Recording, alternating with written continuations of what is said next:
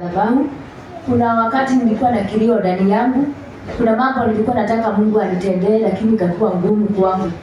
Sasa wakati nitoa madhabihu nilikuwa na shida, but sijawahi ambia mtu shida yangu. Nilikuwa na shida ya kifua na matiti inside. Ilikuwa imeishi kuniuma for 1 month. But nilikuwa nasema nitaenda hospitali lakini naogopa nisiende kuambiwa ni ugonjwa mwingine. But nilikuwa tu naomba Mungu. Sasa on Sunday wakati nilikuwa hapa nikifuja madhabahu, nilienda kwa kiti nikaanza kujistrength. Nikasikia sisikii uchungu vyenye nilikuwa nasikia.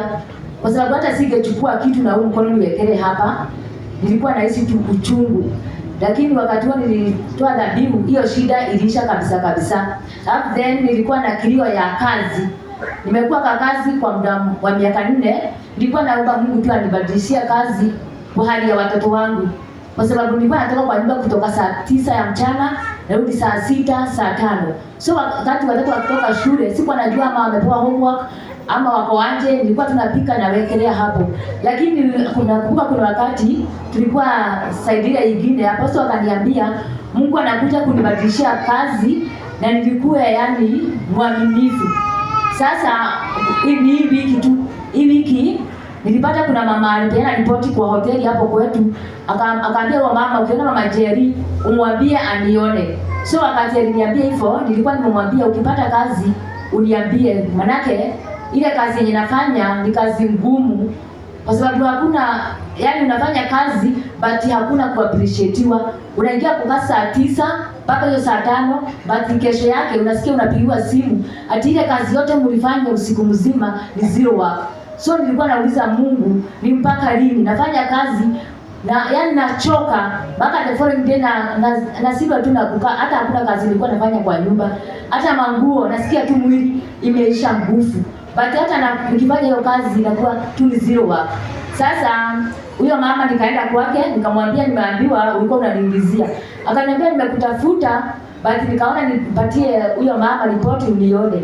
Nataka kama umeamua kabisa unataka kazi, the end of this month ukuje uingie kazi kwangu. Sasa namshukuru Mungu kwa sababu maombi yangu Mungu ameyasikia. Hapo kuna mambo mingi Mungu amenitendea.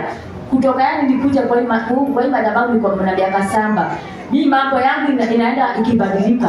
Kuna wakati nilikuwa naona singeweza kusomesha mtoto, lakini Mungu alikuja na mtoto wangu akasoma college na amemalizia sasa kwa attachment Kitale.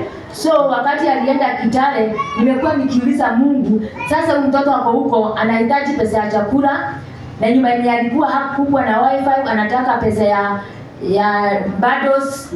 Kila sana namtumia pesa ya bundles, lakini kwa wakati huu kuna nyumba nyingine amepata iko na wifi au hapo na chakula, akatumua msichana mwingine mwenye nasaidiwa na children's home.